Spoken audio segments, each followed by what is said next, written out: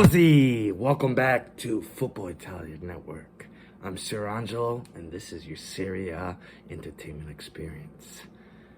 Benevento 2, Inter 5. Inter stroll past Benevento. I'm going to break down the game, what happened in the game, and why did it happen, and stuff like that. First, related news to Benevento. They signed Falque from Torino. The player played in the academies, youth academies of Barcelona, Real Madrid, and Juventus. Last couple seasons, he was battling with injuries, didn't get much game playing time, and he's looking for a fresh start in Benevento. The 30-year-old Spaniard played his best football for Torino and Roma. Obviously, he could be used as a winger, a midfielder, and a fullback, but with people in Inzaghi's Benevento squad and his philosophy with the 4-3-3, most likely he will be a winger. His strengths are accurate passing. You can find a needle in a haystack. He's got long and short passing range. He was called up for this game, but he didn't play, apparently. All right, Inter, any related news? A lot of things going on. Skinner, if he's going, he's staying. Darman, Conte. But something that was very interesting is Russia wasn't called up today for this game. Why? Well, Inter reported that he has a sore throat. Oh no. Okay, sore throat. But at the same time, Cagliari made an official offer and was submitted to Inter for 12 million euros plus 2 young players. Coincidence? I don't know. He could be sick, and he got an offer to go play for Cagliari. Reportedly, Torino, Fiorentina are also interested. I don't know about Fiorentina. I mean, they already have a decent midfield. Torino will probably most likely need him, but most likely he will go to Cagliari if he does leave to reunite with his former boss, Di Francesco. They played in Roma. Di Francesco now the coach of Cagliari. All right, let's get right into the game. Benevento 2, Inter 5. So what happened in this game? Well, how did they line up? Inter, Antonio Conte made 7 changes for this game from the Fiorentina game. They lined up in a 3-4-1-2. Adama Chavez in goal. Karloff, Dervai, Skinner in the center back roles in a 3-man defense. Young on the left wing back. Hakimi on the right wing back. Senzi and Guardellini in the center mid. And supposedly Vidal was supposed to play behind the strikers of Lukaku and Sanchez, but throughout the game, it looked like it was more effective. Senzi was played in that role. Vidal played in the center mid throughout the game. All right, so Benevento, they lined up with obviously the 4-3-3. Roberto Inzini, Lorenzo Inzini's brother. Moncini as a striker, Capri on the left wing, Dabo in the midfield. He led the midfield there. Maggio, his debut for the Serie A season, former Napoli player, veteran. And Gilk led the defensive line. So how did things start off? Well, Inter scored so far to this date, from this video being shot, the fastest Serie A goal. Inside the 1 minute mark, well, guess who it was? Hakimi. Hakimi crossed it in, and Lukaku puts it away. Right there. Benevento's weakness is actually balls being crossed in. And they're able to capitalize that, and I believe that was Antonio Conte's game plan to cross those balls in. And then from the first minute mark to the 25th mark, Benevento was dumping that ball into Inter's penalty box. Inter's defense was kind of shaky. They weren't marking too well, and that's Benevento's strength. Antonio Conte understood that, so his game plan was when they were able to create a 5-man defense and back. So they're able to clear those balls effectively, and so because Benevento are able to get under those balls. And then at the 25th mark, Gargardini made things 2-0 with a goal and an assist from Ashley Young. Dumps the ball in. Again, Inter's game plan and Benevento's weakness. Then in the 28th minute mark, Gargardini with a great pass in the box, and Lukaku capitalizes. Made things 3-0. In the 28th mark, then in the 34th minute mark, Hadanovic made an error. Gave the ball right to Kapari from Benevento, and he put it away. Made things 3-1. Then in the 42nd minute mark, Senzi at this point was connecting with Ashley Young very effectively. That's why he took over that number 10 role for Inter instead of Vidal. Vidal put it a little bit further back. He crossed it in to Lukaku, Ashley Young. So Senzi, Young crossed it into Lukaku. Lukaku dished it right to Hakimi. Made things 4-1. 4-1. Nice and simple there. Then towards the end of the half, ref made a questionable foul call on Lukaku.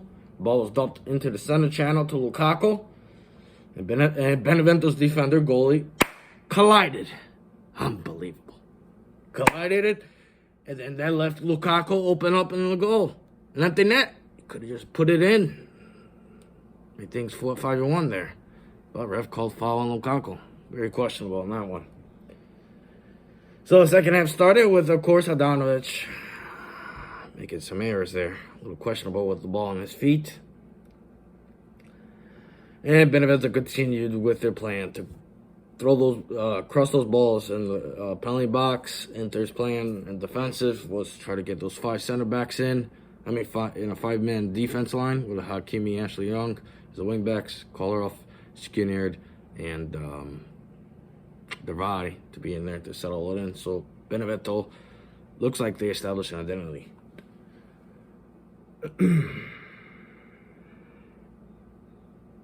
Then Moncini hit the post. Dabo was wide open at some point. Inter was playing a high line, a defensive line. So when you see these through passes, they're able to get right into Inter's side of the penalty box. When Benevento had possession in the half, Inter really focused on the defensive mark. Try to, practice, experiment, put a 5-man defense. Does that improve their defensive scheme? It did, because Benevento wasn't able to capitalize with those crosses. And then at that point, Inter made a few subs. Barella came in early in the second half. Seemed like Vidal seemed like a little injured, tired. I don't know what it was. Maybe not in form. Barella comes in. Lapadula at some point in the second half had a 1-on-1 opportunity again with the Inter's high front line. 1-on-1. Lapadula came in for Moncini.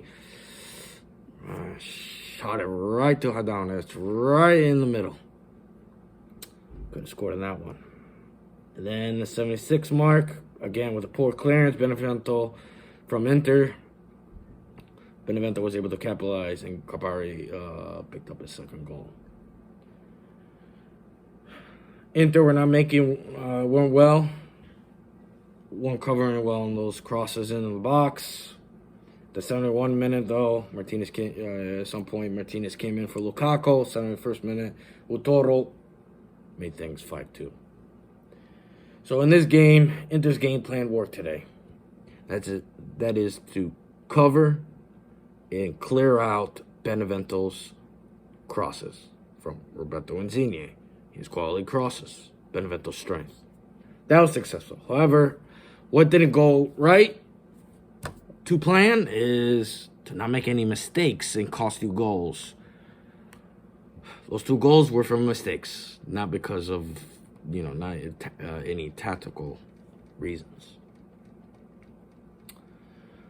All right, so Hakimi crosses and Senzi Young connecting very well today. And Gargardini, obviously the man of the match, goal and assist. They were able to win quite smoothly. And the scoreline proves that. So Inter's game Next game is against Lazio. They have to mark better in defense. You know, they have a game plan, you know, cover with 5, but is that going to work with, because Lazio has wing backs. They could get to their penalty backs quick, cross them in. It depends on the wing backs of Inter, if they could come back on time. Benevento, meanwhile, have an identity. And their identity is Roberto Insigne's quality crosses and Dabo in the midfield. I mean, he has a good range shot. He wasn't utilized. Benevento needs to utilize Dabo. His quality long-range shots. He's very technical, physical, strong. They have Bologna, and they're Bologna are just coming from a 4-1 win against Parma the other day. Surprise win, by the way. Both teams have 3 points in 2 games. And today, Inter victorious. They have a big test coming up this weekend against Lazio. And what's going to be tested is their defense. Their defense will be tested today against Lazio this weekend. Let's see what's going to occur. And who's going to play? Is Skinner going to play or Dombersillo? Is Eriksson going to play? I don't think Eriksson should play. I think Sensi should take over his role. Is Vidal going to play? He came off early in the second half, looked tired, limping a little bit. What is it? He's not in form. Too much game. His body's not ready for 90 minutes. We're not sure. We're going to find out against Lazio. Obviously, Martinez and Lukaku are probably going to play. I expect to win. And they got the job done. The game plan worked, except for those mistakes from the back. Not able to mark Benevento's attackers appropriately. They were able to get under the ball. If Lazio get under the ball, they're not going to miss. They're going to score. You know, Immobile, Casito, Savic. So we'll see. All right, Tifosi. Stay tuned for upcoming videos. This is Football Italia Network, your Serie A entertainment experience. I'm Sir Angelo, and Forza!